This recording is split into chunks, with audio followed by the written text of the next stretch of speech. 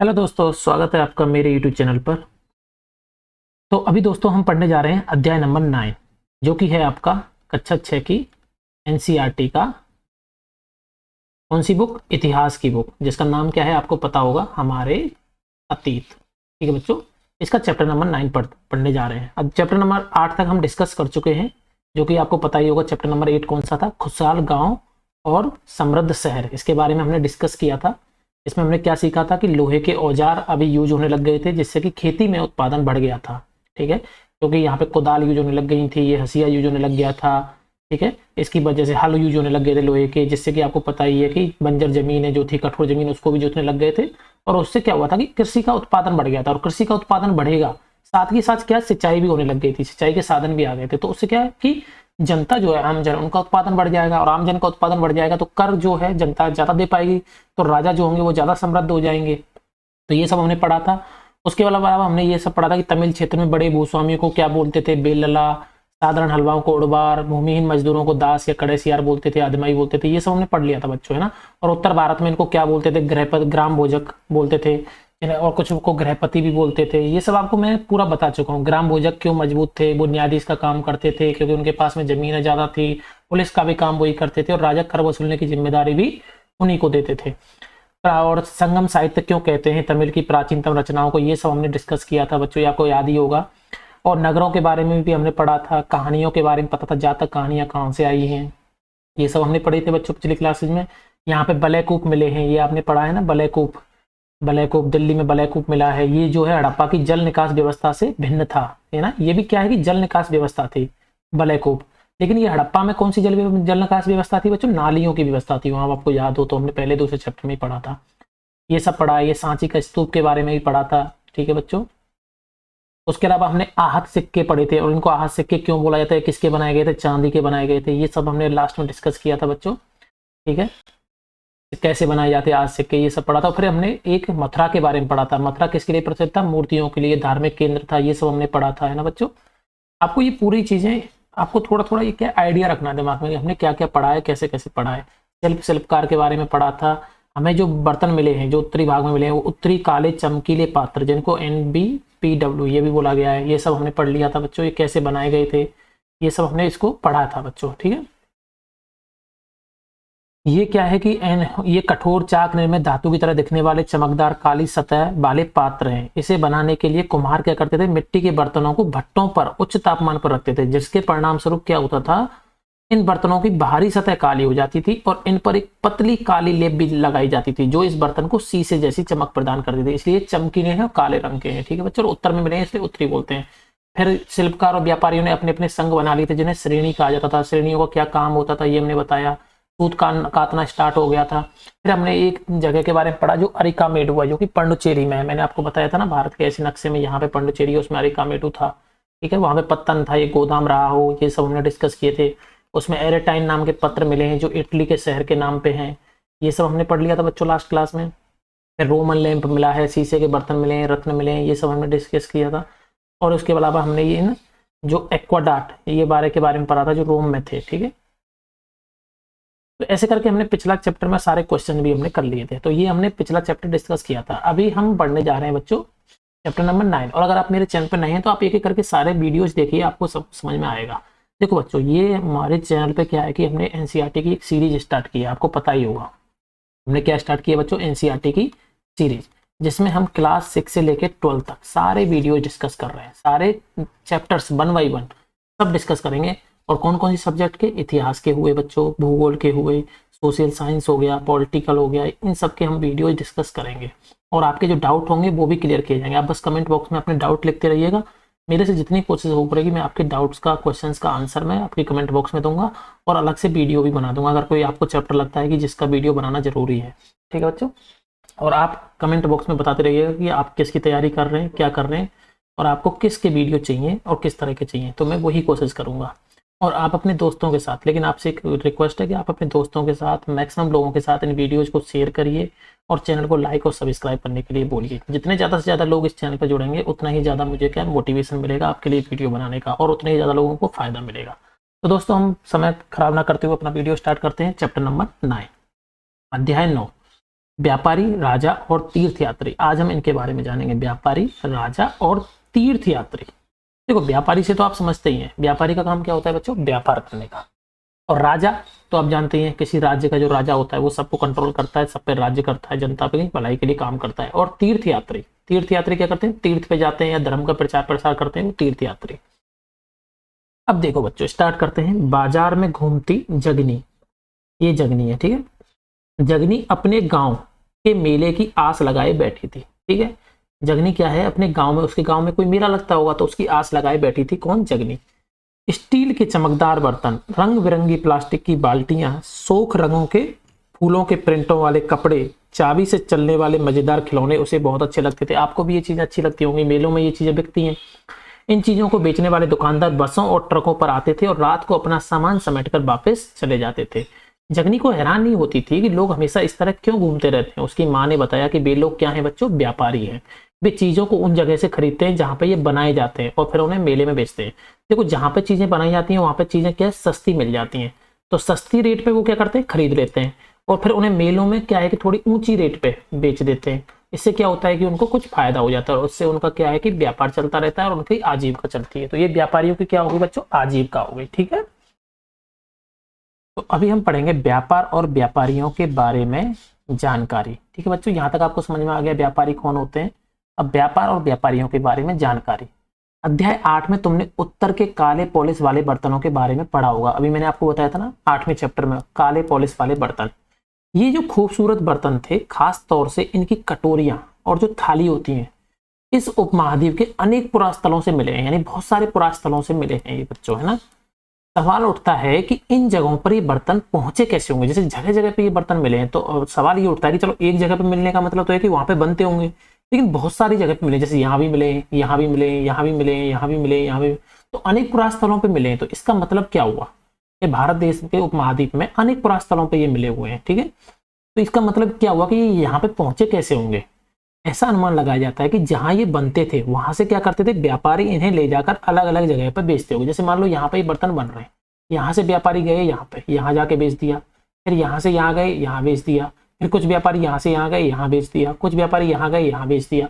तो इसलिए ये बर्तन एक जगह से दूसरी जगह पे पहुंचे होंगे। तो ये बर्तन कहाँ थे, उत्तरी उपमहाद्वीप के उत्तर भाग में मिले थे। अब दक्षिण भारत में अगर देखें तो दक्षिण भारत में क्या है बच्चों, दक्षिण भारत हमारा, जैसे ये भारत का नक्शा है, आपको पता होगा, तो ऐसे ये करके भारत का नक्शा है, ठीक है। थोड़ा सा ऐसे बना देता हूँ, ठीक है। तो इस महाद्वीप में जो दक्षिणी भाग है, ये वाला जो भाग है दक्षिण वाला, इसमें सोना, मसाले और खास तौर पे काली मिर्च और कीमती पत्थरों के लिए प्रसिद्ध था। तो आपको बताइए कि काली मिर्च और मसाले केरल साइड में बहुत ज्यादा होते हैं, तभी तो ये अंग्रेज आए थे, मसालों के व्यापार के लिए तो आए थे हमारे भारत देश में शुरुआत में। तो ये तो खैर अंग्रेजों की तो खैर 200 साल पुरानी बात है, लेकिन हम बहुत पुरानी बात कर रहे हैं बच्चों। उस टाइम पे भी भारत में क्या था बच्चों, सोना, मसाले, खास तौर पे काली मिर्च, ये ध्यान रखना आप, मसालों में कौन सी मिर्च, काली मिर्च, और कीमती पत्थरों के लिए हमारा दक्षिण भारत प्रसिद्ध था। ये वाला जो इलाका था, कर्नाटक वाला, तमिलनाडु, ये वाला इलाका, केरल वाला। काली मिर्च की रोमन साम्राज्य में इतनी मांग थी कि इसे काले सोने के नाम से बुलाते थे। तो बच्चों कोई पूछे आपसे कि काला सोना किसे बुलाया था, तो काली मिर्च को। कहाँ पे, रोमन साम्राज्य में।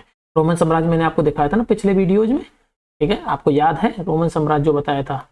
ये यहाँ पे ये वाला रोमन साम्राज्य, ये वाला देख रहे हो आप, ये जो इटली, ये वाला जो पूरा एरिया था, ये कौन सा था बच्चों, इटली वाला क्षेत्र हो गया, ये वाला क्षेत्र, ये कौन सा था, रोमन साम्राज्य था, जो भूमध्य सागर के जस्ट ऊपर है, ठीक है।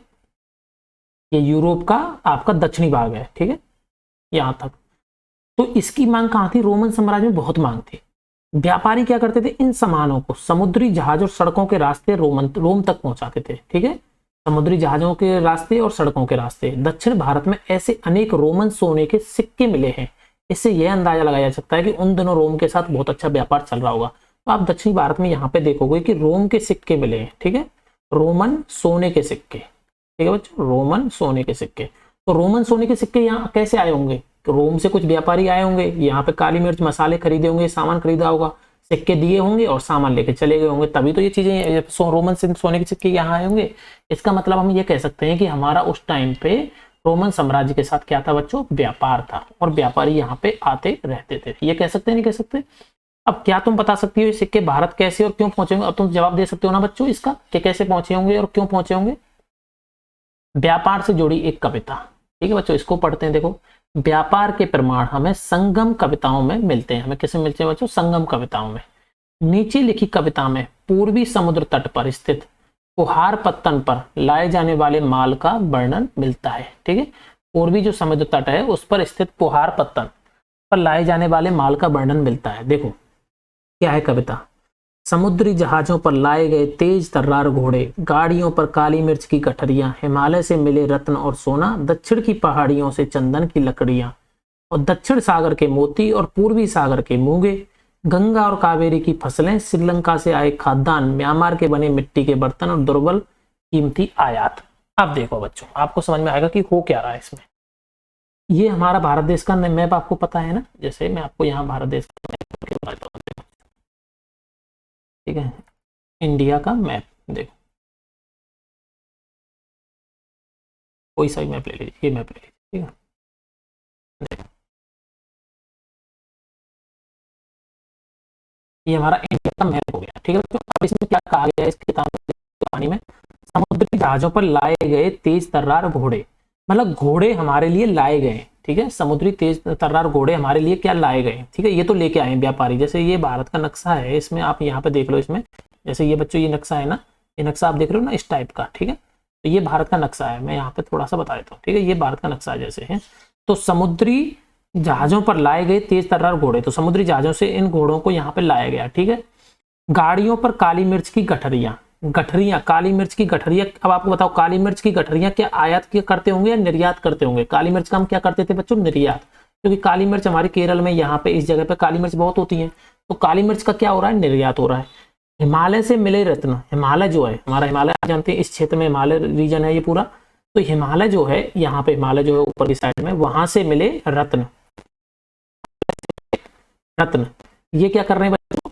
हिमालय से मिले रत्न और सोना, इसका भी क्या होता हुआ? निर्यात। ठीक है, दक्षिण की पहाड़ियों से चंदन की लकड़ियां, दक्षिण की जो पहाड़ियां, यहाँ दक्षिण में जो पहाड़ियां हैं हमारी, इनसे जो मिली हैं चंदन की लकड़ियां, चंदन की लकड़ियों का क्या होता होगा बच्चों? निर्यात होता होगा, चंदन की लकड़ियों का निर्यात।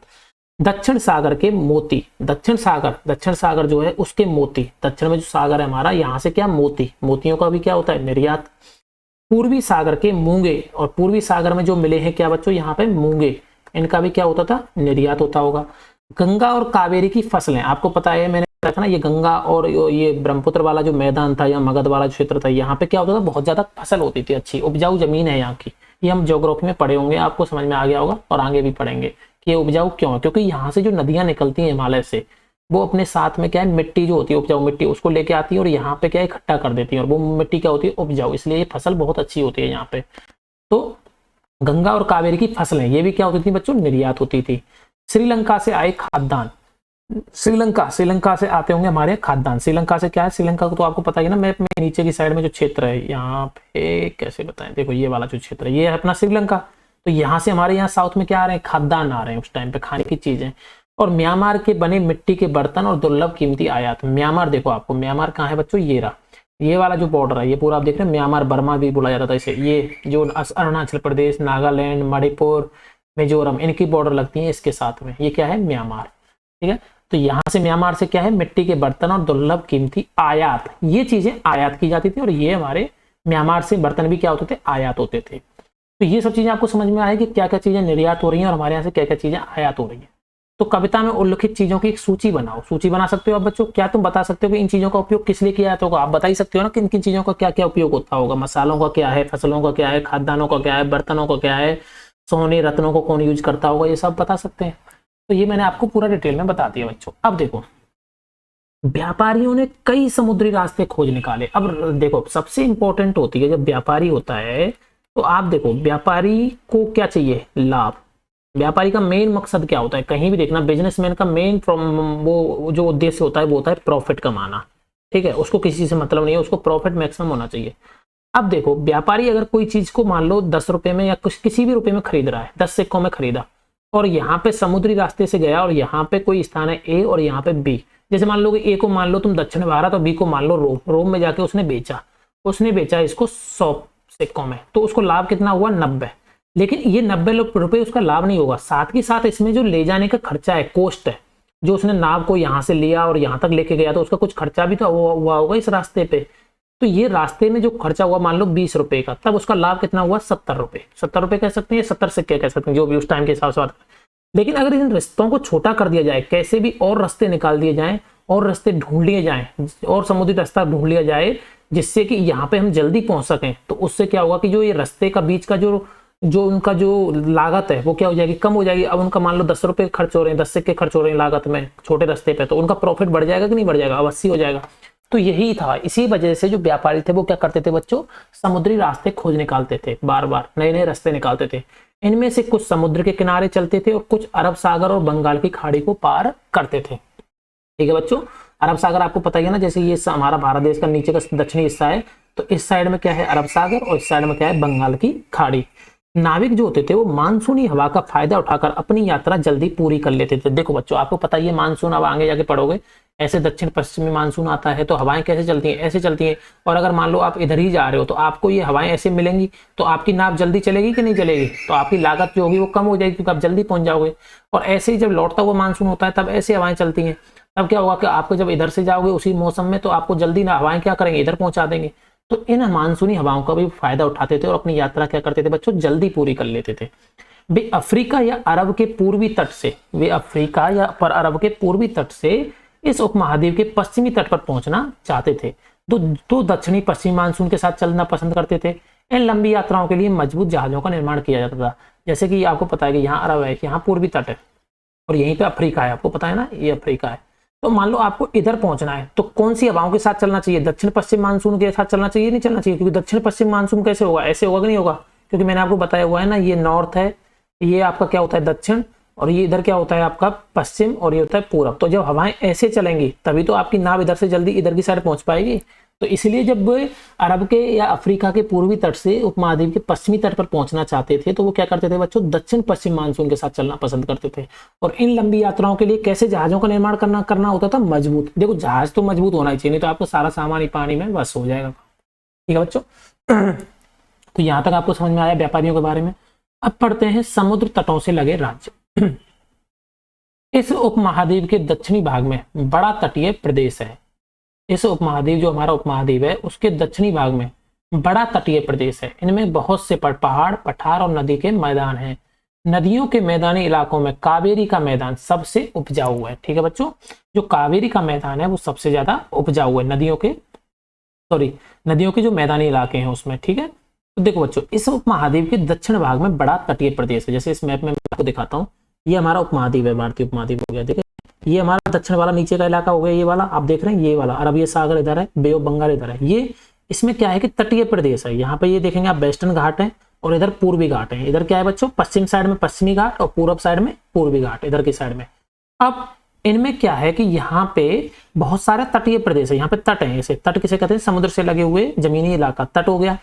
अब इन तटीय प्रदेशों में उसने कहा है कि बहुत से पहाड़े, पठार है और नदी के मैदान है। अब नदियों के जो मैदान है उसमें कावेरी का मैदान सबसे उपजाऊ है। कावेरी का मैदान कहाँ है, देखो ये हमारी कावेरी नदी है जो कर्नाटक से बहते हुए ऐसे तमिलनाडु से होते हुए, देखो आप देख रहे हैं कावेरी यहाँ पे कर्नाटक से बहते हुए तमिलनाडु से होते हुए इधर गिरती है बंगाल की खाड़ी में। और कावेरी नदी जल विवाद मैंने आपको पढ़ाया भी था, कर्नाटक और तमिलनाडु के बीच में उन पर 2 बांध भी हैं, आपको नाम याद हो तो वो बताना कमेंट सेक्शन में। तो कावेरी नदी का जो मैदान है ये बच्चों क्या है, उपजाऊ मैदान है। ठीक है, जो कर्नाटक और कहाँ पे है, तमिलनाडु में। जो यहाँ पे आप देख रहे हैं कि कर्नाटक है बच्चों, ये तमिलनाडु, नीचे की साइड में देखना आप है ना। अब यहाँ पे मैं एक्चुअली इस पर लिख नहीं पा रहा हूँ तो इसमें थोड़ा सा मिस्टेक है, वो दिक्कत आ रही है। तो ये कावेरी है और ये कर्नाटक है, इसको भी नेक्स्ट वीडियो में मैं सॉल्व कर दूंगा। तो कर्नाटक और तमिलनाडु, ये आप देख रहे हैं कावेरी नदी। तो यही कावेरी नदी का जो मैदान है बच्चों बहुत उपजाऊ है। मैदानी इलाके और तटीय इलाकों के सरदारों और राजाओं के पास धीरे धीरे काफी संपत्ति और शक्ति हो गई।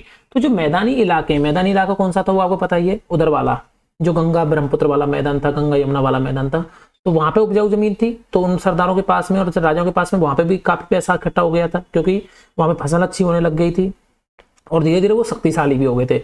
ऐसे ही जो तटीय इलाके हैं उनके जो सरदार हैं वहां पे क्या व्यापार अच्छा हो रहा है और वहां पे भी ये कावेरी नदी के आसपास का क्षेत्र क्या उपजाऊ हुआ, तो उनके पास में भी क्या हो गई बच्चों, संपत्ति हो गई और शक्ति हो गई है।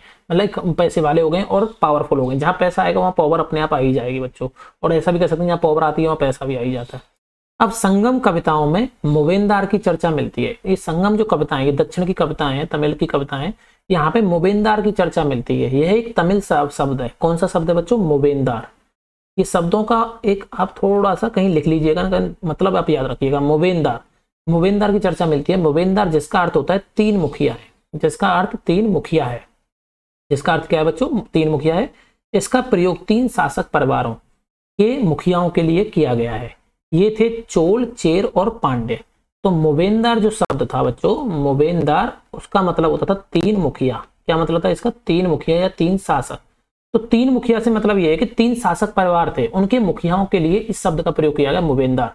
और वो कौन कौन से थे परिवार, शासक परिवार कौन से थे, चोल, चेर और पांडे। ये आप आने वाली क्लासेज में इनको डिटेल से पढ़ोगे, बहुत इनके इतिहास के बारे में भी आप जान, ठीक है बच्चों। लेकिन अभी आप इतना ही समझो कि मोबेनदार शब्द का प्रयोग किया गया है, तीन मुखिया है जिसका अर्थ, और उसका वो कौन कौन से शासक परिवार थे, चोल, चेर और पांडे। तो चोल, चेर और पांडे, इनके जो परिवार के जो मुखिया होते थे उनको क्या कहा जाता था, मोबेनदार।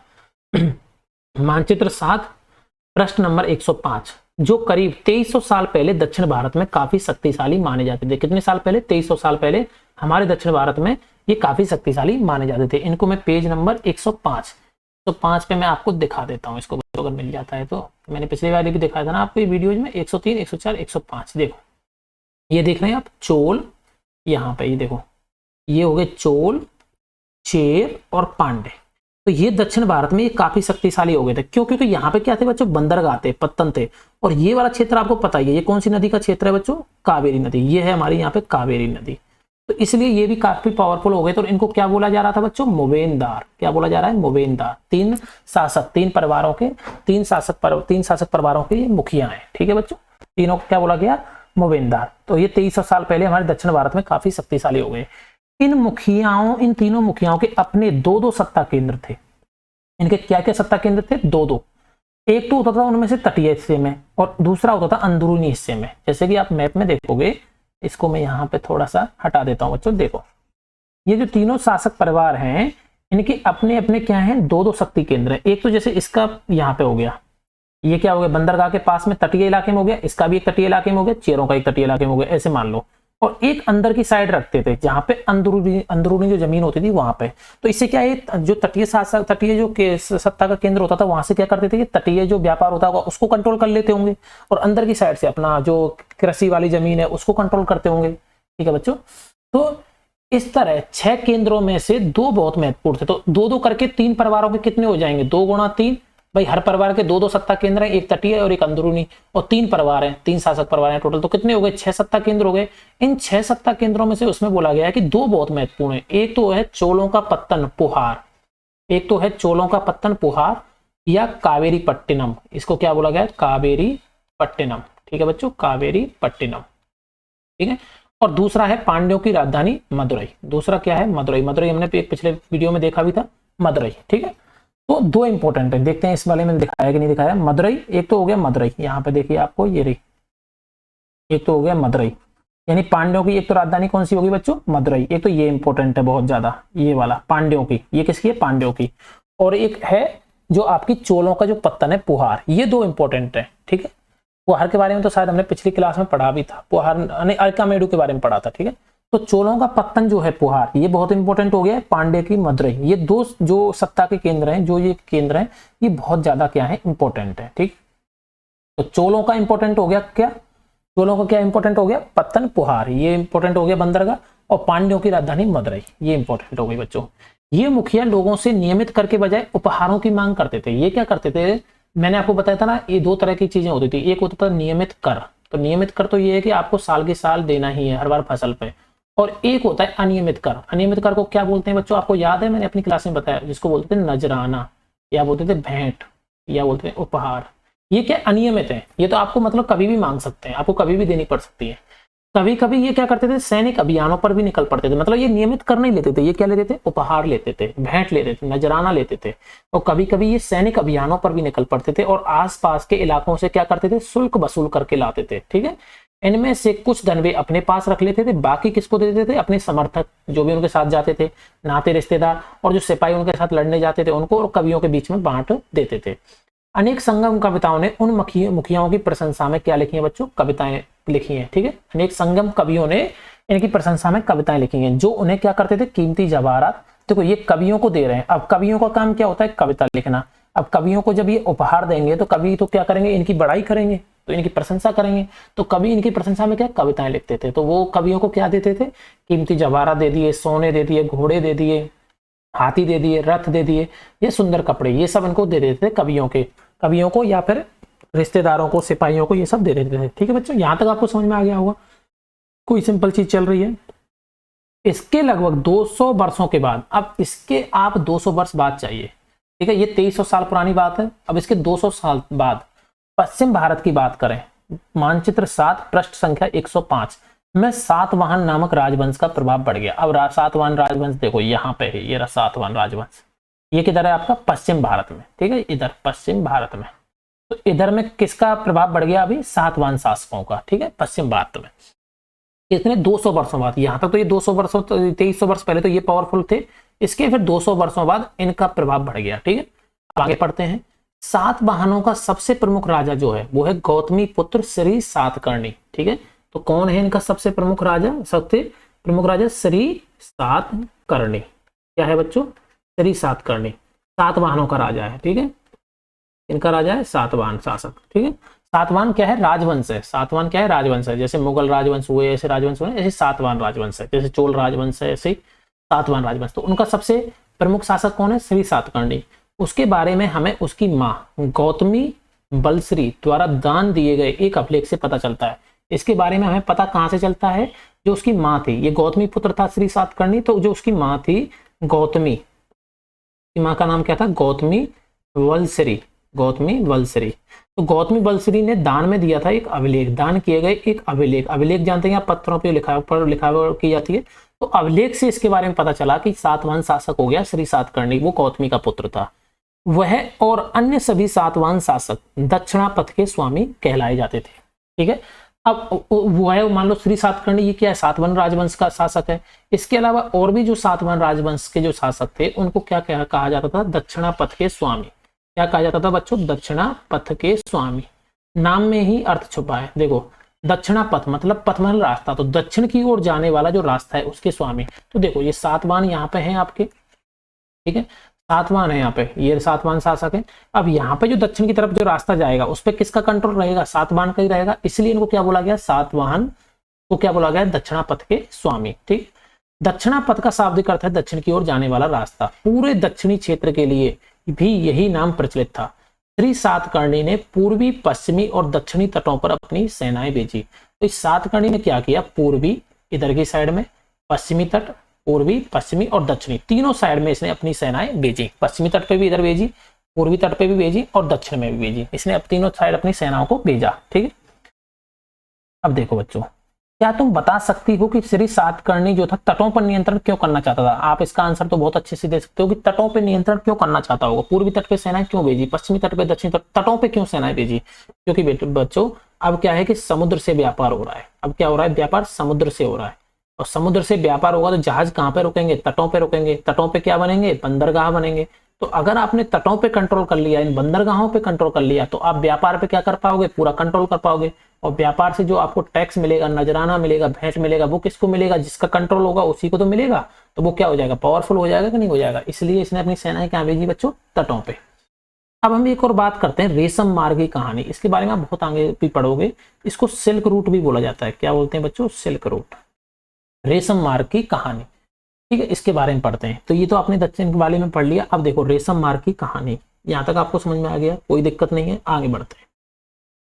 कीमती चमकीले रंग और चिकनी मुलायम बनावट की वजह से रेशमी कपड़े अधिकांश समाज में बहुमूल्य माने जाते हैं। आपने सुना होगा रेशमी जो कपड़े हैं बच्चों ये बहुत महंगे होते हैं। ठीक है, रेशमी कपड़े क्यों महंगे होते हैं, आपसे कोई पूछे तो आपका होगा ये कीमती होते हैं, चमकीला रंग होता है, चिकने होते हैं और मुलायम बनावट होती है।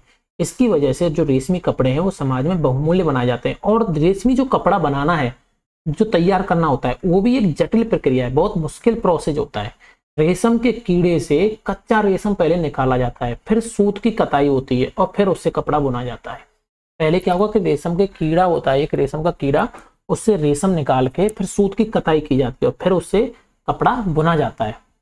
ठीक है बच्चों, तो जो रेशम का जो कीड़ा होता है उससे रेशम निकलता है। जैसे मैं आपको दिखाता हूँ रेशम का कीड़ा कैसे होता है। ये देख रहे हैं आप, ये रेशम का कीड़ा है, इससे रेशम, ऐसा रेशम निकलता है, फिर उसको सूत की कताई होती है, इसकी कताई होकर फिर बनता है और आजकल रेशम के इस कीड़े का पालन भी किया जाता है और ये बहुत महंगा होता है। ठीक है, तो इससे सूत निकालकर सूत कताई होती है, कच्चा रेशम निकाल के सूत कताई होती है, फिर उससे कपड़ा बनाया जाता है। रेशम बनाने की जो तकनीक है उसका आविष्कार सबसे पहले कहाँ किया गया? चीन में। और कितने साल पहले देख रहे हो बच्चों? 7000 साल पहले।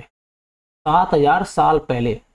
ठीक है, रेशम की जब हड़प्पा सभ्यता और वो तो 4700 साल पुरानी है ना बच्चों, आपने पढ़ा था। तो देख रहे हो इसने 7000 साल पहले चीन ने में आविष्कार किया था इस तकनीक का। और इस तकनीक को उन्होंने हजारों साल तक बाकी दुनिया से छुपा के रखा। चीन की तो आदत आप जानते हो, तो अभी तक ये सुधरे नहीं है। पर चीन से पैदल, घोड़ों या ऊंटों पर कुछ लोग दूर दूर की जगहों पर जाते थे और अपने साथ रेशमी कपड़े भी ले जाते थे। जिस रास्ते से ये लोग यात्रा करते थे वह रेशम मार्ग के नाम से प्रसिद्ध हो गया। वो किसके नाम से प्रसिद्ध हो गया बच्चों? रेशम मार्ग के नाम से प्रसिद्ध हो गया। ठीक है, जैसे चीन में ये कपड़ा बन गया और चीन से जहां जहां पे जाते थे उसको घोड़ों पे लाद के बेचने के लिए जहां जहां जाते थे, तो वो जिस रास्तों से जाते थे वो रास्ते क्या कहलाए गए? रेशम मार्ग। उन्हीं को बोला गया सिल्क रूट। ठीक है बच्चों, उनको क्या बोला गया? Silk route. देखो बच्चों, मैं आपको सिल्क रूट दिखाता हूँ। देखो ये चाइना है, यहाँ से ये वाला इधर राइट साइड में आप देखना, ये चाइना है। चाइना से जो रेड कलर की जो लाइंस निकल रही हैं, जैसे ये इधर आ गया, ठीक है, ये सिल्क रूट हो गया। ये इंडिया के म्यांमार इधर साइड नॉर्थ ईस्ट में आने के लिए ये एक रूट हो गया। फिर एक ऐसे हुए, एक ऐसे जा रहा है पर्सिया तक, ठीक है, मिडिल ईस्ट तक। फिर ये अरब देशों तक भी जा रहा है, ऐसे करके एक रूट हो गया। फिर ये ऐसे करके इंडिया के ये पाकिस्तान वाले इस एरिया से होकर ये रूट आ गया। तो ये सब क्या थे बच्चों? सिल्क रूट थे। ठीक है, ये आपको समझ में आ गया, ये सिल्क रूट थे, है ना। तो सिल्क रूट का मतलब आपको समझ में आया कि लोग क्या करते थे? चीन से जाके जो सामान को बेचने के लिए जिस रास्ते से जाते थे उस रास्ते को क्या बोल दिया गया? रेशम मार्ग या सिल्क रूट हो गया। कभी कभी जो चीन के शासक हैं वो ईरान और पश्चिमी एशिया के शासकों को उपहार के तौरान पर रेशमी कपड़े पहन भेजते थे। अब जो ईरान है ये इधर की साइड में, यहाँ पे ईरान हो गया, ये वाला इधर का क्षेत्र है ईरान वाला यहाँ पे। और जो अरबिया और पर्सिया इसके जो शासक थे, इनके लिए जो पश्चिम एशिया के शासक थे, इनके लिए क्या बेचते थे? वो कपड़े बेचते थे ये वाले। यहाँ से रेशम के बारे में जानकारी और भी पश्चिम की ओर फैल गई। तो यहाँ से जो पश्चिमी देश थे उनके बारे में क्या, पश्चिमी एशिया को भी ये जानकारी मिल गई कि ऐसे कुछ रेशम के कपड़े हैं। फिर 2000 साल पहले रोम के शासकों और धनी लोगों के बीच रेशमी कपड़े पहनना एक फैशन बन गया। फिर इसके बाद धीरे धीरे फैशन बन गया कि यार मतलब एक देखो होता क्या है, कोई भी चीज ऐसे ही फैशन बनती है। धीरे धीरे कोई भी चीज, नई चीज आएगी मार्केट में, फिर जो पैसे वाले हैं वो उसको खरीदना शुरू करेंगे। फिर जो कम पैसे वाले हैं वो देखेंगे अरे यार ये तो पैसे वाले इसको पहन रहे हैं, तो वो भी फिर उसको पहनना शुरू करेंगे। धीरे धीरे क्या बन जाएगा? वो फैशन बन जाता है। तो जो धनी लोग थे या शासक थे उनको वो कपड़े बेच देते थे चीन के शासक, और धीरे धीरे ये क्या करके एक फैशन बन गया रेशमी कपड़े पहनना। इसकी कीमत बहुत ज्यादा होती थी क्योंकि चीन से इसे लाने में दुर्गम पहाड़ी और रेगिस्तानी रास्तों से होकर जाना पड़ता था। यही नहीं, रास्ते के आसपास रहने वाले लोग व्यापारियों से यात्रा शुल्क भी मांगते थे। देखो ये रूट इतना बड़ा है, अब यहाँ तक जाना है तो आपको लग रहा है कि चीन से यहाँ तक जाना, मिडिल ईस्ट तक इतना आसान रहा होगा, पर्सिया अरब या यहाँ तक जाना, यूरोप तक पहुंच गया था बाद में, तो यहाँ तक जाना इतना आसान नहीं था। और बच्चों ये जो लाल से दिखाया है ये है जमीन वाला रास्ता, और जो ये जो नीला नीला दिखाया है ये वाटर वाला रास्ता है, ओशियन समुद्र वाला रास्ता है। ठीक है, तो यानी कि इन जगह तक पहुंचने के लिए उनको, उन जो व्यापारी होते थे उनको बहुत सारे कठिनाइयों का सामना करना पड़ता था। बहुत सारे रेगिस्तानों से, पहाड़ों से, ऐसे रास्तों से निकलना पड़ता था। पर जगह जगह कहीं लूट मार हो गई, कहीं कहीं क्या करते थे, जो आसपास के जो रास्तों पे जो कंट्रोल करते थे, जो मार्ग पे नियंत्रण रखते थे, वो लोग क्या करते थे, इन व्यापारियों से शुल्क ले लेते थे। ठीक है, तो इससे उनका जो लाने ले जाने का खर्चा था वो भी बढ़ जाता था। तो इसलिए ये और महंगे हो जाते थे, क्योंकि व्यापारी को तो क्या कमाना है, अपना लाभ, तो वो क्या करेगा, कीमत बढ़ा देगा। इस तरह से ये क्या हुआ कि ये महंगी होती थी ये चीजें, रेशम के कपड़े। फिर मानचित्र 6 पृष्ठ 76-77 को देखो, इसमें सिल्क रूट और उसकी शाखाओं को दिखाया गया है। कुछ शासक इसके बड़े बड़े हिस्सों पर अपना नियंत्रण करना चाहते थे। कुछ शासक जो थे वो इस सिल्क रूट जो था, रेशम मार्ग, इसको कंट्रोल करना चाहते थे, क्योंकि इसको कंट्रोल करेंगे तो उनको क्या मिलता था, शुल्क तो मिलेगा ही मिलेगा, कर मिलेगा, और फिर उनको तोहफा, नजराना, ये सब कीमती वस्त्र भी मिल जाते थे, क्योंकि इस रास्ते पर यात्रा कर रहे व्यापारियों से उन्हें कर, शुल्क और तोहफे के जरिए लाभ मिलता था। इसके बदले ये शासक इन व्यापारियों को अपने राज्य से गुजरते वक्त लुटेरों को आक्रमण से सुरक्षा देते थे। अब जैसे ये बदले में, जैसे इन्होंने कर दे दिया, व्यापारियों ने उन शासकों को कर दे दिया, जो यात्रा, जैसे जो रास्ता है सिल्क रूट है ऐसे करके, इस पे जिस राजा का नियंत्रण है, तो उसको इन व्यापारियों ने यहाँ से चल रहे इनको कर दे दिया, जो राजा यहाँ पे कंट्रोल कर रहा है। तो बदले में ये राजा क्या करेगा कि उनकी रक्षा करेगा यहाँ तक आने में, ठीक है, लुटेरों से उनको बचाएगा। सिल्क रूट पर नियंत्रण रखने वाले शासकों में सबसे प्रसिद्ध है कुषाण। यानी ये सिल्क रूट पे जो नियंत्रण रखने वाले जो शासक हुए उनमें सबसे प्रसिद्ध कौन है बच्चों, कुषाण। करीब 2000 साल पहले मध्य एशिया और पश्चिमोत्तर भारत पर इनका शासन था। यानी 2000 साल पहले, करीब कितने साल पहले की बात है, 2000 साल पहले की बात है। तो 2000 साल पहले इनका शासन कहाँ था, मध्य एशिया में, मिडिल ईस्ट में और पश्चिम उत्तर भारत में। जो ये वाला जो एरिया है ना, ये दिखाते हैं, ये इधर पश्चिम उत्तर, ये वाला इलाका जो राजस्थान, पाकिस्तान, अफगानिस्तान, ये वाला इलाका है पश्चिम उत्तर, गुजरात ये वाला इलाका, इधर थे कुषाण, ठीक है, पश्चिम एशिया में। और आपके कहाँ पे थे बच्चे, मध्य एशिया में, मिडिल ईस्ट में, और पश्चिम उत्तर भारत पर इनका शासन था। और पेशावर और मथुरा इनकी दो मुख्य शक्तिशाली केंद्र थे। पेशावर आपको पता ही है कहाँ पे बच्चों, आजकल पाकिस्तान में, ठीक है, और मथुरा तो आपको पता ही है, ठीक है, यूपी में। ये इनके मुख्य शक्तिशाली केंद्र थे इनके कुषाणों के। और तक्षशिला जो हमने अशोक के टाइम पे पढ़ा था ना, तक्षशिला उज्जैन, वो तक्षशिला भी इनके राज्य का हिस्सा था। इनके शासन काल में ही सिल्क रूट की एक शाखा मध्य एशिया से होकर सिंधु नदी के मुहाने के पत्तनों तक जाती थी। इनके शासन काल में ये देखोगे आप, ये जो रूट है ना, इस पे नियंत्रण हो गया किनका, क्योंकि यहाँ पे थे वो शासक। ये वाली जो लाल से, अरे यार एक आपको दिख रहा है ना, ये वाला ऐसे करके रूट आ रहा है, यहाँ पे जो नियंत्रण रख रहे हैं इस वाले एरिया में, ये कौन रख रहे हैं बच्चों, ये वही रख रहे हैं जो हमारे कौन है, कुषाण, ठीक है।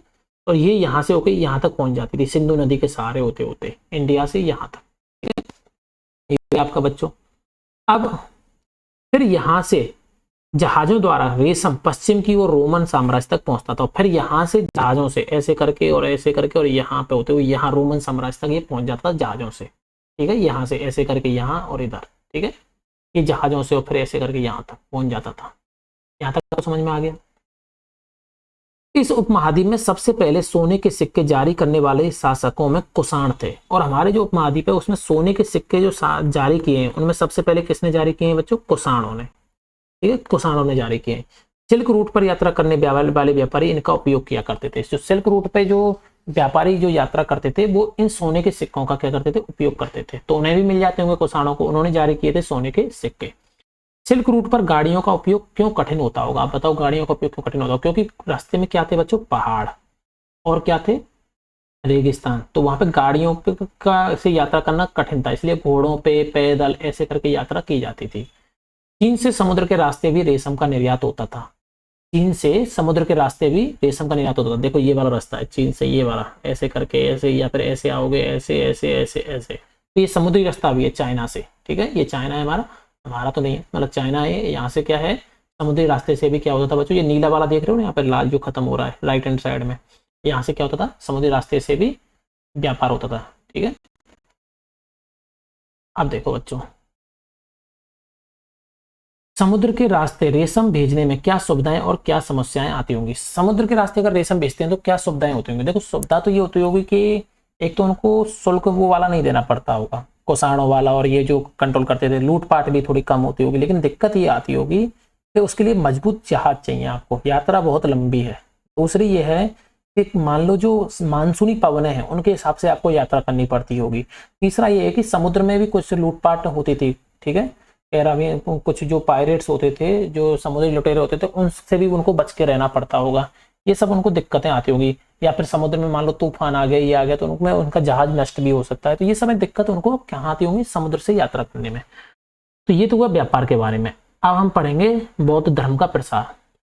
तो हमने देखो पहली चीज ये हमारी खत्म हो गई, व्यापारी वाला खत्म हो गया, ठीक है। अब हम पढ़ने जा रहे हैं तीर्थ यात्रा यानी बौद्ध धर्म का प्रसार। बौद्ध धर्म के बारे में हमने पढ़ाई था बच्चों, बौद्ध धर्म वाला हमने वो चैप्टर में पढ़ा था, बौद्ध धर्म का कैसे किसने वो किया था स्थापना, ये सब क्या क्या इसके वो थे, उपदेश थे, कहाँ कहाँ उपदेश दिए, ये सब हमने पढ़ा था। अब देखो बौद्ध धर्म का प्रसार के बारे में पढ़ रहे हैं। अभी हम बौद्ध धर्म का फैलाना, प्रसार करना। हमने पढ़ा था कुषाण कौन थे, जो पश्चिम एशिया में, मध्य एशिया में जिनका शासन है, पश्चिम और उत्तरी पश्चिम भारत में, इसमें उपमहाद्वीप पे। तो कुषाण जो थे वो सिल्क रूट पे कंट्रोल रखते थे और सोने के सिक्के जारी किए थे। इनका सबसे प्रसिद्ध राजा का हुआ है कनिष्क। तो कुषाणों का सबसे प्रसिद्ध राजा कौन हुआ है बच्चों, कनिष्क। उसने करीब 1900 साल पहले शासन किया था, ठीक है। कुषाणों की स्थापना हुई है 2000 वर्ष पहले और उसने करीबन 1900 साल पहले उसने शासन किया। उसने क्या किया, एक बौद्ध परिषद का गठन किया। किसका, बौद्ध परिषद, जिसमें एकत्र होकर विद्वान जो थे वो महत्वपूर्ण विषयों पर विचार विमर्श करते थे।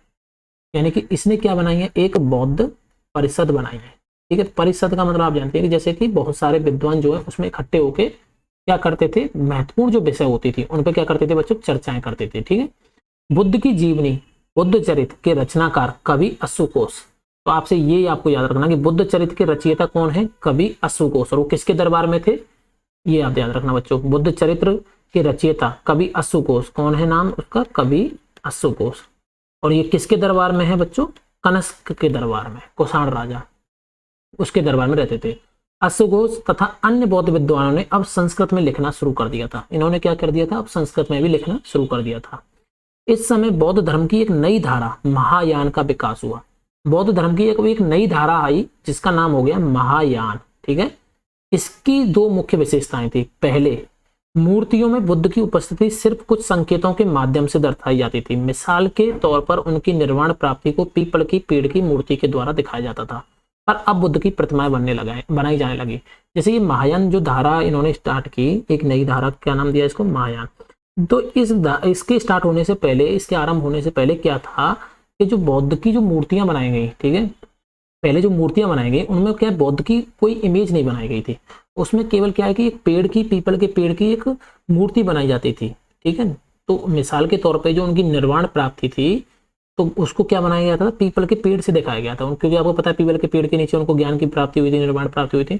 लेकिन अब क्या होने लगा, इस महायान धारा के बाद में, विकास होने के बाद में, बुद्ध की प्रतिमाएं, अब बुद्ध की पर्टिकुलर मूर्तियां बनने लगी। ठीक है, बुद्ध की, जैसे आपने यहाँ देखी होगी ये भगवान बुद्ध है, इनकी इस तरह की मूर्तियां बनने लग गई, पहले नहीं बनती थी। ठीक है, और इनमें से अधिकांश मथुरा में तो कुछ तक्षशिला में। आपको पता है ये मथुरा तो मूर्तियों का केंद्र रहा है, ये धार्मिक केंद्र रहा है। तो कहाँ कुछ मूर्तियां कहाँ बन रही थी, मथुरा में, और कुछ बन रही थी तक्षशिला में। ठीक है, दूसरा परिवर्तन बोधिसत्व में आस्था को लेकर आया। दूसरा परिवर्तन आया कि आस्था को लेकर। बोधिसत्व उन्हें कहते हैं जो ज्ञान प्राप्ति के बाद एकांतवास करते हुए ध्यान साधना कर सकते थे, लेकिन ऐसा करने के बजाय वे लोगों को शिक्षा देने और मदद करने के लिए सांसारिक परिवेश में ही रहना ठीक समझने लगे।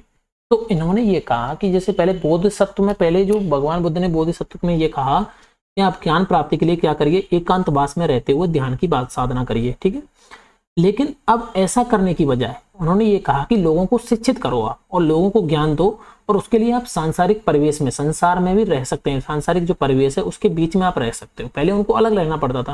तो ये क्या हुआ, एक बोधिसत्व में जो आस्था थी वो परिवर्तन हुआ। तो दो परिवर्तन हुए। पहला क्या हुआ कि भगवान बुद्ध की अब मूर्तियां बनाई जाने लगी जो कि पहले पीपल के वृक्ष से दिखाई जाती थी।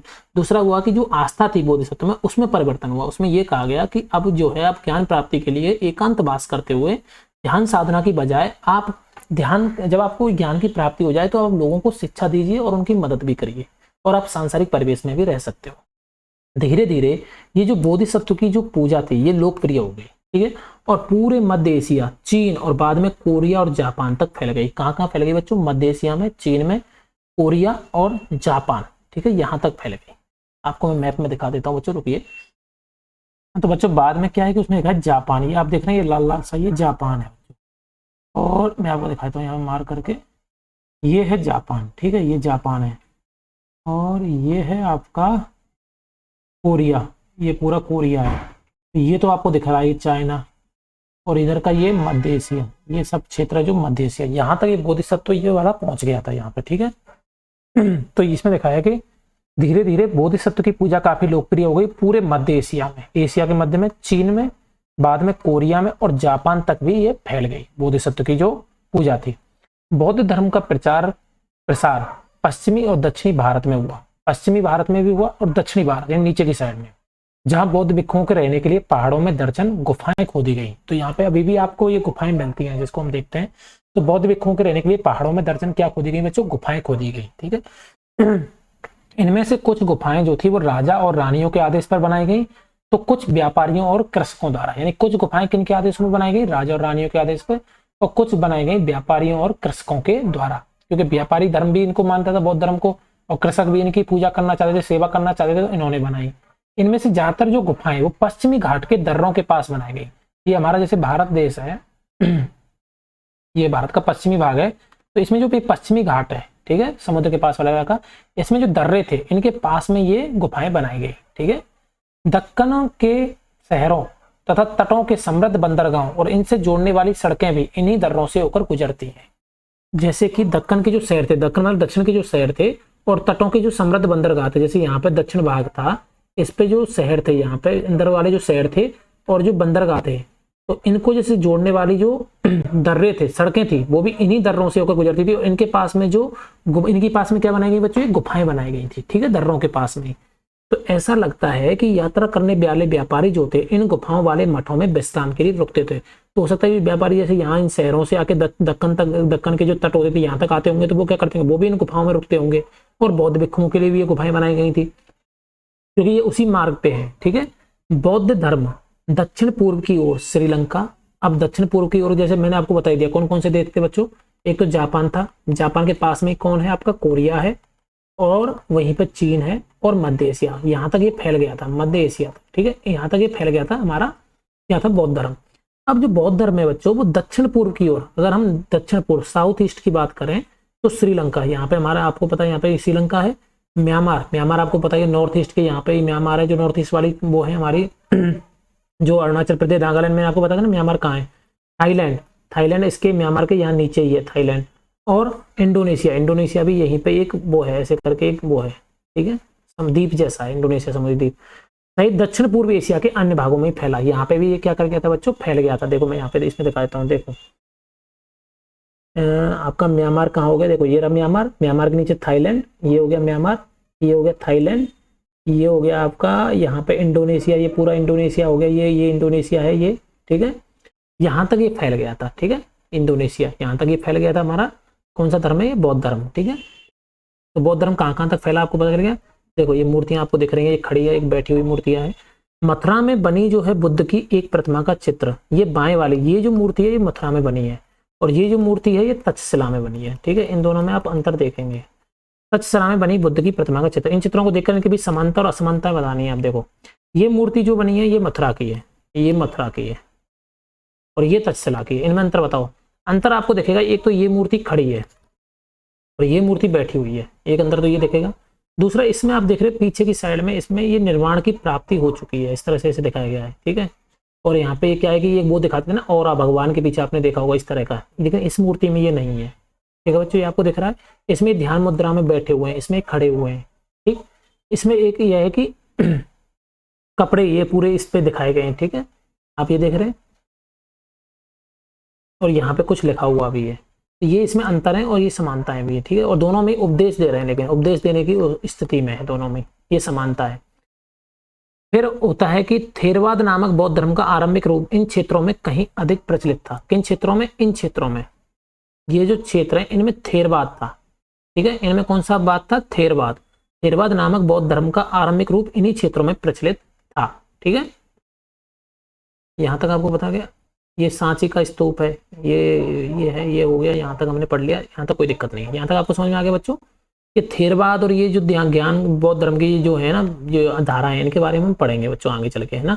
अभी तक हमने बोधिसत्व पढ़ा है, बस ये याद रखना कि ये जो मैंने बताया ना आपको ये वाले हैं श्रीलंका, म्यांमार, थाईलैंड, इंडोनेशिया, दक्षिण पूर्व एशिया, इनमें क्या है, थेरवाद है, इनमें कौन सा बाद है, थेरवाद, बौद्ध धर्म का थेरवाद है, ठीक। पृष्ठ संख्या 100 को एक बार फिर पढ़ो। क्या तुम बता सकती हो कि बौद्ध धर्म इन इलाकों में कैसे फैला होगा, कैसे फैला होगा बौद्ध धर्म, ठीक है। देखो चाइना तक पहुंच गए, फिर चाइना से क्या हुआ था, सिल्क रूट था, तो उसकी वजह से व्यापारी, यहाँ पे देखो पृष्ठ संख्या 100 को एक बार पढ़ो। पृष्ठ संख्या 100 कहाँ है बच्चों, ये रहा पृष्ठ संख्या 100, ये रही, ठीक है। इसको एक बार पढ़ो और बताना है तुम्हें कि ये कैसे पहुंचा होगा, ठीक है। इसको हम बताएंगे, अभी आगे चलेंगे, पहले यहाँ तक समझ में आ गया आपको। अब तीर्थ यात्रियों की जिज्ञासा, व्यापारी जो थे वो काफिलों में और जहाजों पर बच्चों दूर दूर तक जाया करते थे, ठीक है। काफिले क्या होते हैं, मतलब एक साथ झुंड में, और जहाजों पे बहुत से तीर्थ यात्री भी उनके साथ यात्रा पे निकल पड़ते। देखो तीर्थ यात्री क्या करते थे, इन व्यापारियों के साथ जाते थे। अब आपको समझ में आएगा कैसे फैला था ये उधर की साइड। देखो तीर्थ यात्री व्यापारियों के साथ जाते थे, और व्यापारी कौन सा रूट जाते थे बच्चों, सिल्क रूट, तो तीर्थ यात्री उनके साथ चल देते थे। अब सिल्क रूट जहां जहां फैला है वहां पे ये बौद्ध धर्म चला गया चाइना से, क्योंकि चाइना तक तो बौद्ध धर्म फैल ही गया था, मध्य एशिया, चाइना, वो आपने पढ़ा। अब चाइना से ये सिल्क रूट जा रहा है ना, उधर की साइड में ये हमारे क्या पहुंच गए, तीर्थ यात्री भी पहुंच गए, इसलिए ये फैला है उधर की साइड। अब आपको समझ में आया होगा। तीर्थ यात्री वे स्त्री पुरुष होते हैं जो प्रार्थना के लिए पवित्र स्थानों की यात्रा किया करते हैं। तो अब आपको समझ में आया इस क्वेश्चन का आंसर, कैसे फैला इन इलाकों में बौद्ध धर्म, ठीक है। तीर्थ यात्री जो थे व्यापारियों के साथ गए, और व्यापारी कौन से रूट से जाते थे, सिल्क रूट।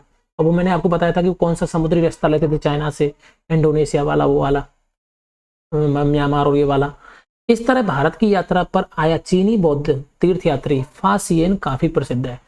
तो चीनी बौद्ध यात्री जो भारत की यात्रा पे आया था उसका नाम क्या था? आपसे कोई पूछे तो क्या बताओगे बच्चों? फासियन। क्या नाम है? फासियन। ये करीब कितने साल पहले आया? 1600 साल पहले। सुएन त्सांग 1400 साल पहले भारत आया। एक और नाम मिल गया आपको, सुएन त्सांग। ये कितने साल पहले आया? 1400। और उसके करीब 50 साल बाद कौन आया? इत्सिंग। तो 3 चीनी यात्री, आपसे पूछेंगे कि 3 चीनी यात्रियों के नाम बताओ जो भारत आए। तो फासियन आया, फिर उसके बाद में सुएन त्सांग आया, ये आया 1600 साल पहले, ये आया 1400 साल पहले, और इसके 50 साल बाद यानी ये 1350, ये कौन आया बच्चों? ये आया इत्सिंग। इतिनसंग ये नाम रखे। सब बुद्ध के जीवन से जुड़ी जगहों और प्रसिद्ध मठों को देखने के लिए भारत आए थे। ये सब किस काम के लिए आए थे बच्चों? जो बुद्ध के जीवन से जुड़ी हुई जगह हैं, सारनाथ, ये सब, इनको कहाँ ज्ञान की प्राप्ति हुई, बोध गया, इन सब को देखने के लिए, और जो भारत में जो मठ थे उनको देखने के लिए ये भारत देश में आए थे। इनमें से अनेक तीर्थयात्री ने अपनी यात्रा का वर्णन लिखा। देखो, तीर्थयात्री जब आते थे बच्चों तो वो अपनी यात्रा जो करते थे, कहाँ रुके, क्या देखा, उसका वो करते थे यात्रा का वर्णन, वो अपनी किताबें लिखते थे। इन यात्रा के जो वर्णन है, यात्रा वृत्तांत है, इनको क्या बोला जाता है? यात्रा वृत्तांत। इन यात्रा वृत्तांतों से भी हमें इतिहास के बारे में बहुत जानकारी मिलती है बच्चों, तो ये भी इंपॉर्टेंट होते हैं। इन्होंने अपनी यात्रा के दौरान आई मुश्किलों के बारे में भी लिखा। इन यात्राओं में कई वर्ष लग जाया करते थे। जिन देशों और मठों को देखा उनके बारे में भी लिखा। उन किताबों के बारे में भी लिखा जिन्हें ये अपने साथ ले गए थे, उन किताबों के बारे में भी इन्होंने इन्हें यात्रा वृत्तांत में लिखा है। फासियन चीन वापस कैसे लौटा? देखो, फासियन ने क्या किया, अपने घर चीन वापस लौटने के लिए अपनी यात्रा कहां से शुरू की? बंगाल से। वह व्यापारियों के एक जहाज पर चढ़ा। मुश्किल से वे 2 ही दिन चल पाए थे। बंगाल आपको पता है ना, जैसे ये भारत है, फिर यहाँ उड़ीसा हो गया, यहाँ पे हमारा पश्चिम बंगाल है, ठीक है, फिर यहाँ अरे यार पश्चिम बंगाल है, फिर यहाँ पे बांग्लादेश आ जाता है, और फिर यहाँ पे नॉर्थ ईस्ट वाली जो वो आ जाती है अपनी, है ना, ठीक, नॉर्थ ईस्ट वाली जो है। तो वो मुश्किल से बंगाल से यहाँ से चला ही था ऐसे करके चीन के लिए। चीन यहाँ पे कहीं था ऊपर की साइड में, कि वो एक समुद्री तूफान में फंस गए। व्यापारी अपने जहाज को डूबने से बचाने के लिए उसमें से अपने माल को फेंककर जहाज को हल्का करने की कोशिश करने लगे। तो जहाज, जैसे जहाज से चले, अब यहाँ समुद्र में तूफान आ गया तो जहाज डूबेगा, तो समुद्र में तूफान से जहाज से बचने के लिए बच्चों क्या करना पड़ेगा? जहाज को हल्का करना पड़ेगा। तो वो अपना सामान क्या कर देते थे? पानी में फेंक देते थे व्यापारी। भाई जान बचाना जरूरी है, माल तो बाद में भी आ जाएगा। तो फासियन ने भी तो अपने सामान को तो फेंक दिया, पर अपनी उन पांडुलिपि और बुद्ध की मूर्तियों को नहीं फेंका जिन्हें उसने अपनी भारत यात्रा के दौरान संकलित की थी। तो आप देख रहे हो कि पांडुलिपि के बारे में हम पहले ही पढ़ चुके हैं। पांडुलिपि क्या होती थी बच्चों? याद है आपको? हाथ से लिखी हुई मैन्युस्क्रिप्ट, उसको उन्होंने नहीं फेंका जो वो अपने साथ लेके गया था। और बुद्ध की मूर्तियां, उनको भी नहीं फेंका, लेकिन उसने अपना सारा सामान फेंक दिया। और अंततः 13 दिन के बाद आंधी रुकी। उसने समुद्र का वर्णन इस प्रकार किया है। समुद्र का देखो वर्णन कैसे किया उसने अपनी यात्रा में। समुद्र असीम है। सूर्य, चांद या तारों की गति को देखे बिना यह पता लगाना असंभव है कि पूर्व किधर है या पश्चिम किस दिशा में। समुद्र में मैंने आपको पहले ही बताया था ज्योग्राफी में, अगर आपको उत्तर तारे की दिशा से आप पता लगा सकते हो समुद्र में अगर आप फंस गए तो, नहीं तो आप पता ही नहीं लगा सकते। समुद्र इतना विशाल है कि पूर्व किधर है पश्चिम किधर है। अगर बरसात और अंधेरा हो तो जहाज को हवा की रुख में ले जाने के अलावा और कोई चारा नहीं होते। जावा पहुंचने में, जावा कहाँ पे बच्चों? इंडोनेशिया में। जावा कहाँ पे? इंडोनेशिया में। उसे 90 दिन से ज्यादा समय लगा। जावा कहाँ पे? देखो ये इंडोनेशिया है, इंडोनेशिया में यहाँ पे जावा है आपका। इंडोनेशिया की जो राजधानी है वही जावा, इंडोनेशिया की राजधानी, सॉरी इंडोनेशिया में क्या है? जावा है यहाँ पे, ठीक है। तो यहाँ पहुंचने में उसको कितने दिन लग गए बच्चों? यहाँ पहुंचने में उसे 90 दिन से ज्यादा लग गए। वहां वह 5 महीने के लिए रुका भी है। उसके बाद दूसरे व्यापारी जहाज में चढ़कर वह फिर चीन पहुंच गया। फिर यहाँ से वो ऐसे यहाँ इंडोनेशिया आया, फिर यहाँ से ऐसे करके ये चीन पहुंच गया। सॉरी यहाँ नहीं है चीन, ये रहा चीन। ऐसे करके ये यहाँ चीन पहुंच गया, ऐसे करके घूम के, ये चाइना, ठीक है बच्चों।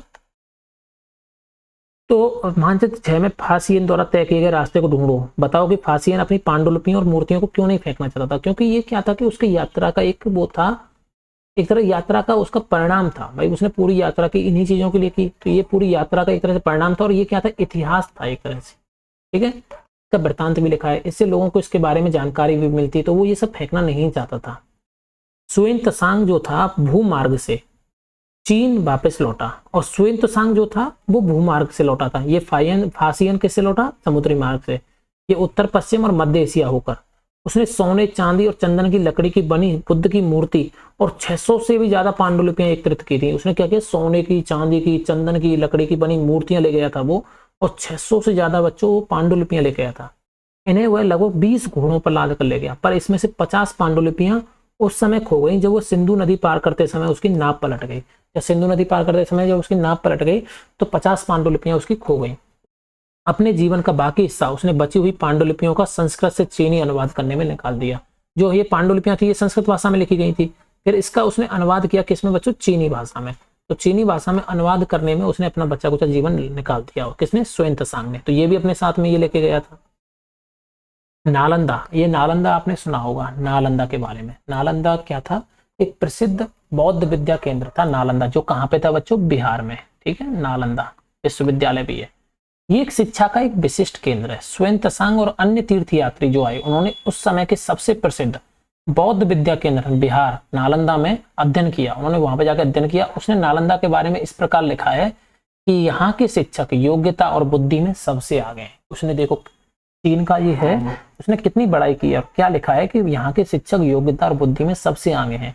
बुद्ध के उपदेशों का वह पूरी ईमानदारी से पालन करते हैं। मठ के नियम काफी सख्त हैं जिन्हें सबको मानना पड़ता है। पूरे दिन वाद विवाद चलते ही रहते हैं जिससे युवा और वृद्ध दोनों ही एक दूसरे की मदद करते हैं। विभिन्न शहरों से विद्वान लोग अपनी शंकाएं दूर करने के लिए यहाँ आते हैं। नए आगंतुकों से पहले द्वारपाल ही कठिन प्रश्न पूछते हैं। उन्हें अंदर जाने की अनुमति तभी मिलती है जब वे द्वारपाल को सही उत्तर दे पाते हैं। 10 में से 7-8 सही उत्तर नहीं दे पाते। तो आप देख रहे हैं कि इसमें प्रवेश करना कितना कठिन था कि द्वारपाल जो होते थे, जो आने वाले लोग थे, उनसे केवल यहाँ पे विद्वान लोग ही अंदर जा सकते थे। क्योंकि द्वारपाल ही पहले आपको क्या करते थे, क्वेश्चन पूछने लग जाते, बताओ इस क्वेश्चन का आंसर बताओ, इसका ये बताओ। तो उनसे क्या, वो इनका ये चेक करते थे कि ज्ञान कितना है इसको, आने वाले को। अगर वो सही आंसर नहीं दे पाया तो उसको क्या है, भगा देते थे। तो 10 में से 7 या 8 तो उत्तर ही नहीं दे पाते थे। स्वयं त्सांग जो था नालंदा में क्यों पढ़ना चाहता था, कारण बताओ। तो अब आप बता सकते हो यहाँ पे क्या था कि एक तरह से ये प्रसिद्ध बौद्ध विद्या केंद्र था। दूसरा ये था कि यहाँ के शिक्षक बहुत योग्यता बहुत थी, तो वो उसके बारे में जानना चाहता था, बौद्ध के मठों के बारे में जानना चाहता था, इसलिए वो यहाँ पढ़ना चाहता था। भक्ति की शुरुआत, अब बात करते हैं भक्ति की शुरुआत। इन्हीं दिनों में जब बौद्ध धर्म और ये सब हो रहा है, इन्हीं दिनों देवी देवताओं की पूजा का चलन भी शुरू हुआ। बाद में हिंदू धर्म की यह प्रमुख पहचान बन गई। तो देवी देवताओं का पूजन अब यहाँ पे स्टार्ट हो जाता है। ठीक है, और फिर ये देवी देवताओं का जो पूजन है ये बाद में हिंदू धर्म की क्या बन गई, पहचान। इनमें शिव, विष्णु और दुर्गा जैसे देवी देवता शामिल है। कौन कौन, शिव हो गए भगवान शिव, भगवान विष्णु और दुर्गा मैया, इनकी देवी देवता शामिल है। इन देवी देवताओं की पूजा भक्ति परंपरा के माध्यम से की जाती थी। किसके माध्यम से की जाती थी बच्चों, भक्ति परंपरा। ठीक है, भक्ति परंपरा के माध्यम से की जाती थी। भक्ति उस समय काफी लोकप्रिय परंपरा बन गई थी। ठीक है, किसी देवी या देवता के प्रति श्रद्धा को ही भक्ति कहा जाता है। आपसे कोई पूछे कि भक्ति क्या है, बोलते हैं ना भक्ति भाव से बैठ के। मतलब कोई भी देवता है आपका, किसी भी देवता को आप मानते हो, उसके प्रति जो आपकी श्रद्धा होती है उसी को क्या बोला जाता है, भक्ति बोला जाता है। कि जो भक्ति का पथ है वो सबके लिए खुला था, चाहे वो धनी हो, गरीब हो, ऊंची जाति का हो, नीची जाति का हो, स्त्री हो या पुरुष। ये जो भक्ति का पथ था ये सबके लिए खुला हुआ था। ठीक है बच्चों, अब आगे बढ़ते हैं। भक्ति मार्ग की जो चर्चा है वो हिंदुओं के पवित्र ग्रंथ भगवत गीता में की गई है। आपने भगवत गीता के बारे में तो सुना ही होगा। तो भगवत गीता में भक्ति के बारे में चर्चा की गई है। भगवत गीता महाभारत अध्याय 11 को देखो का एक हिस्सा है। महाभारत के बारे में हम आगे पढ़ेंगे अध्याय 11 में, तो उसका हिस्सा है भगवत गीता। इसमें भगवान कृष्ण अपने भक्त और मित्र अर्जुन को सभी धर्मों को छोड़कर उसकी शरण में आने का क्या देते हैं, उपदेश देते हैं। तो भगवत गीता के बारे में आपने पढ़ाई होगा। जब युद्ध हो रहा होता महाभारत का, तब उस समय जब अर्जुन युद्ध लड़ने से मना कर देता है, तब भगवान जो कृष्ण थे वो उसको क्या करते हैं, अर्जुन को, अब अर्जुन का भक्त भी था तो उसको बोलते हैं कि तुम सब चीजों को छोड़ के मेरी शरण में आ जाओ। ठीक है, उसका वो उपदेश देते हैं, क्योंकि केवल कृष्ण ही अर्जुन को सारी बुराइयों से मुक्ति दिला सकते हैं। पूजा का यह रूप धीरे धीरे देश के विभिन्न भागों में भी क्या होने लगा, फैलने लगा। ठीक है, भक्ति मार्ग अपनाने वाले लोग आडंबर के साथ पूजा पाठ करने के बजाय ईश्वर के प्रति लगन और व्यक्तिगत पूजा पर जोर देते थे। जो भक्ति मार्ग अपनाने वाले लोग हैं वो ये नहीं कहते थे कि तुम यज्ञ करो, ये करो। आडंबर मतलब दिखावी वो करने की मना करते थे। वो क्या करते थे कि केवल ईश्वर के प्रति श्रद्धा रखो, लगन लगाओ और व्यक्तिगत पूजा करो। ठीक है, उस पर जोर देते थे। भक्ति मार्ग जो था उत्सव अपनाने वालों का यह मानना था कि अगर अपने आराध्य देवी या देवता की सच्चे मन से पूजा की जाए तो वह उसी रूप में दर्शन देंगे जिसे मैं तुम्हें भक्त उसे देखना चाहता है।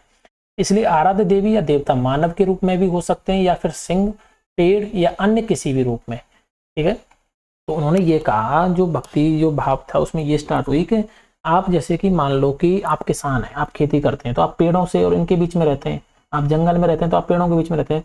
तो उन्होंने कहा कि आप किसी भगवान को किसी भी रूप में आप पूज सकते हो, और आप जिस रूप में पूजोगे अपने आराध्य देवी या देवता को, वो उसी रूप में आपको क्या करेंगे, दर्शन देंगे, चाहे वो सिंह रूप में हो, चाहे पेड़ रूप में हो, या फिर किसी भी रूप में।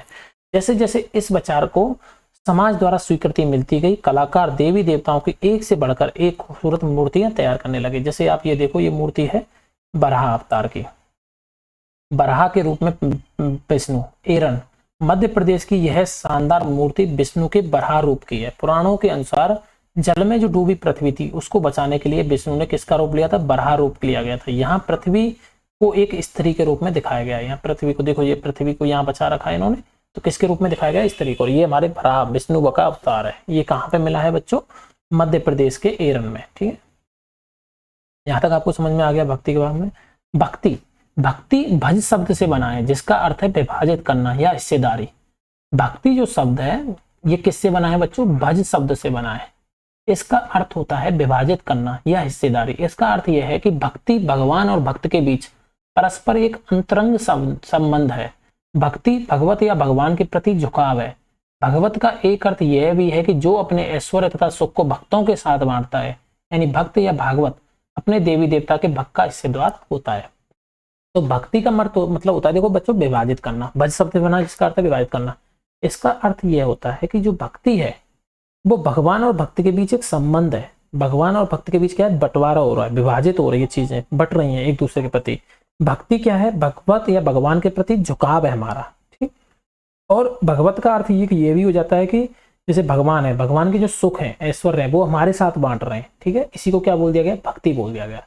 यानी भक्त या भागवत अपने देवी देवता के भक्त का क्या होता है, हिस्सेदार होता है। जो हमारे देवी देवता के हिस्से में जो ऐश्वर्य आ रहे हैं या सुख आ रहे हैं वो हमारे हिस्से में आए, इसी को क्या बोला गया, भक्ति। यानी बांटना, विभाजित करना, हमारे साथ बांट रहे हैं भगवान अपने सुख को।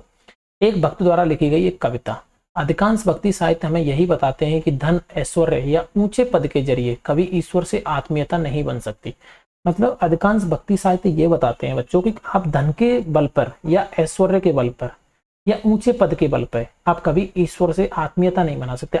ईश्वर से आत्मीयता मतलब निकटता नहीं बना सकते। आपको ये सब छोड़नी पड़ेंगे। आपको एक नॉर्मल आदमी, एक आम आदमी बन के ईश्वर की शरण में जाना पड़ेगा। आप अभी घमंड में हो, आप पैसे के में, और आप चाहोगे मैं भक्ति करना चाहता हूँ, तो नहीं हो पाएगा। आपको सब कुछ त्याग के एक आम आदमी की तरह, एक भक्त की तरह भगवान के पास जाना पड़ेगा, तभी आपकी भक्ति सफल हो पाएगी।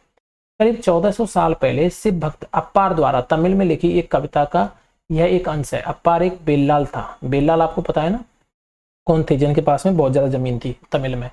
नष्ट होते अंगों वाला कुष्ठ रोगी, ब्राह्मणों की नजर में निचली जाति का व्यक्ति, कूड़ा करकट बटोर कर अपनी जीविका चलाने वाला इंसान, अगर ये लोग भी गंगा को अपनी जटाओं में छिपा लेने वाले शिव के दास बन जाएं तो मैं भी उनकी आराधना करूंगा, क्योंकि वे मेरे ईश्वर समान है। तो ये बेल्लाल ये कह रहा है कि मतलब एक कुष्ठ रोगी जिसको कोढ़ हो गया है, वो मरने वाला है, जो निचली जाति का व्यक्ति है, कूड़ा करकट बटोर कर भी अपनी जीविका चलाने वाला इंसान है, अगर वो भी शिव के दास बन जाए, शिव की भक्ति करे, तो मैं उस व्यक्ति की भी आराधना करूंगा, क्योंकि वह मेरे लिए ईश्वर के बराबर हो जाएगा। तो आप देख रहे हैं कि कितनी अच्छी कविता, कितनी अच्छी भक्ति भाव की बात लिखी गई है।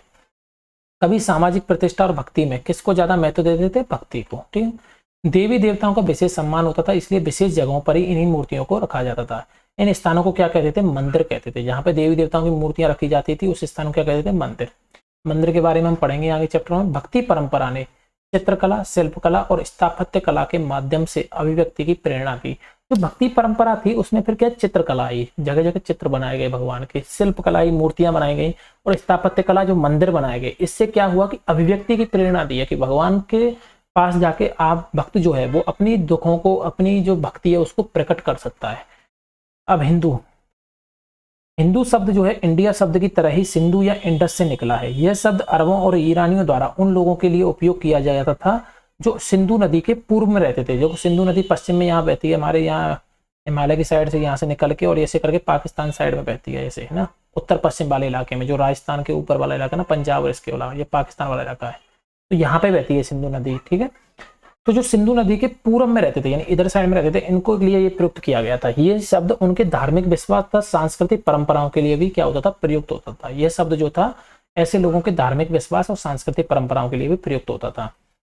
अन्यत्र, अब दूसरी जगह की बात करते हैं। तो हमारे भारत देश की हो गई, चैप्टर खत्म हो गया। बाहर में और देशों में क्या हो रहा था, करीब 2000 साल पहले पश्चिमी एशिया में किसका प्रसार हुआ, उदय हुआ, ईसाई धर्म का। 2000 साल पहले ही ये ईसाई धर्म आया, ठीक है। 2000 साल पहले जो क्रिश्चियन धर्म है पश्चिमी एशिया में। ईसा मसीह जो थे उनका जन्म बेथलेहम में हुआ। कहाँ पे हुआ बच्चों, याद रखना, बेथलेहम, जो उस समय रोमन साम्राज्य का हिस्सा था। ईसा मसीह ने स्वयं को इस संसार का उद्धारक बताया। ईसा मसीह ने खुद को क्या बताया, संसार का उद्धारक।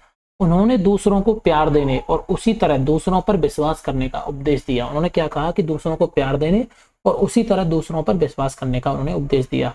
जिस तरह हर व्यक्ति दूसरों से प्यार और विश्वास की उम्मीद रखता है, जैसा आप प्यार चाहते हो कि दूसरे आपसे करें, वैसा ही आपको दूसरों से प्यार करना चाहिए। जो विश्वास आप चाहते हो कि लोग आप पर करें, वही विश्वास आपको दूसरों से करना चाहिए।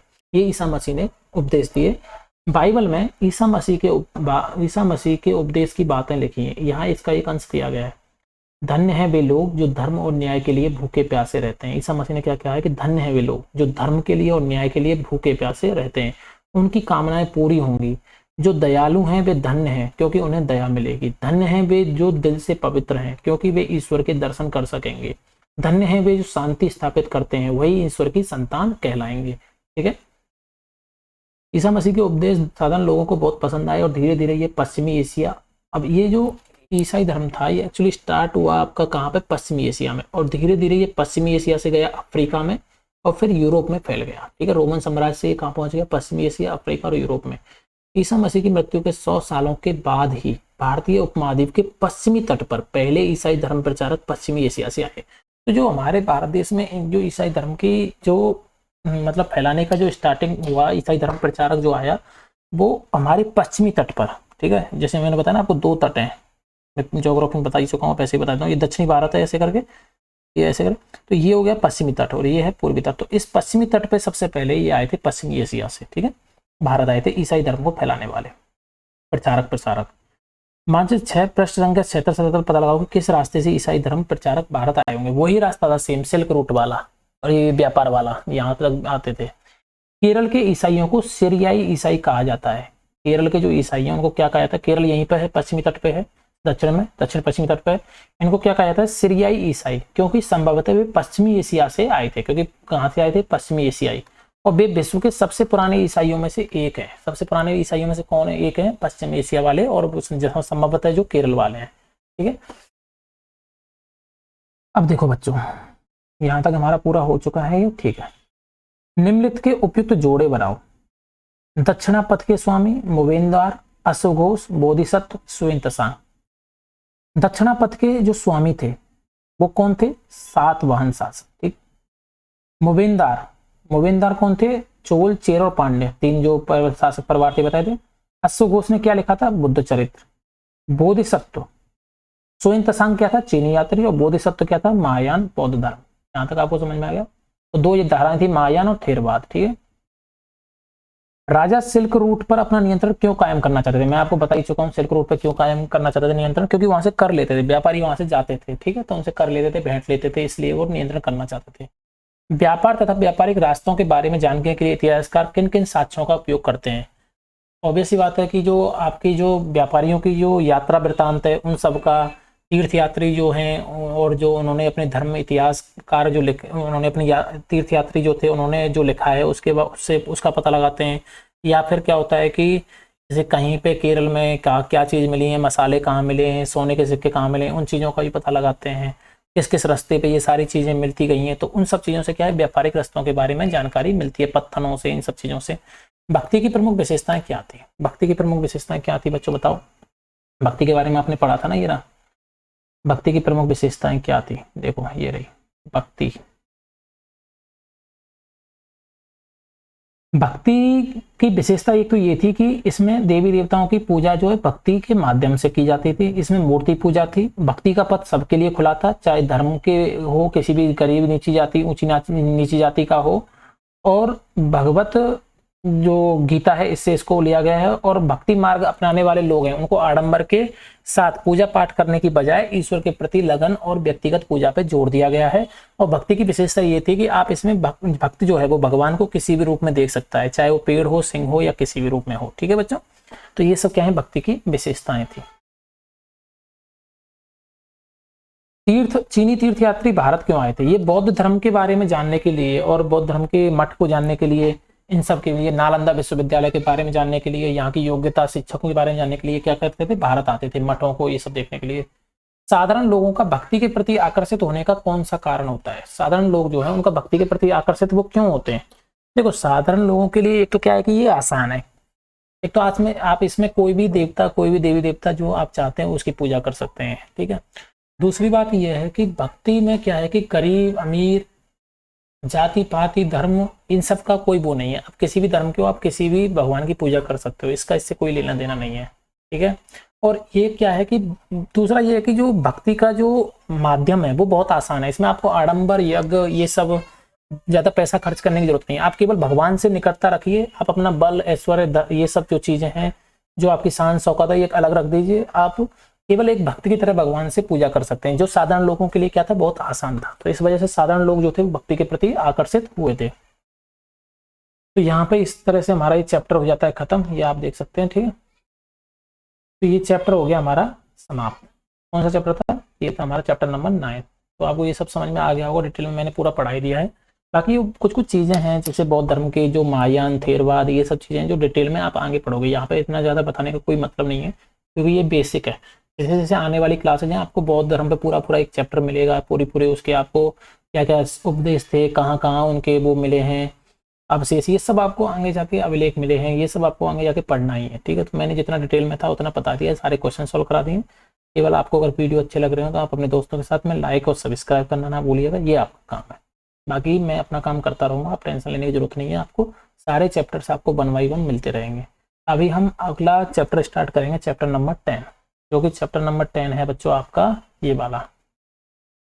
इसमें आप पढ़ोगे नए साम्राज्य और राज्य इनके बारे में, ठीक है। चैप्टर नंबर 10, इसमें और साम्राज्य आएंगे। जैसे अभी आपने कुषाण, चोल, चेर, पांडे, इनके बारे में पढ़ा, अभी और राज्यों के बारे में पढ़ोगे। ये चैप्टर नंबर 10 के बाद में आपका फिर चैप्टर नंबर 11 लास्ट है, ये हो जाएगा आपका इमारतें, चित्र और किताबें। इसके बारे में बहुत सारी इमारतों के बारे में पढ़ोगे, चित्र, किताबें, ये सब पढ़ोगे। इस तरह से फिर हमारा ये इतिहास का पूरा कक्षा 6 का जो इतिहास है हमारे अतीत वो समाप्त हो जाएगा। फिर उसके बाद हम मूव ऑन करेंगे क्लास 7 पे, वो हम डिस्कस करेंगे। तो बच्चों मिलते हैं अगले वीडियो में, तब तक के लिए थैंक यू। जय हिंद, जय भारत।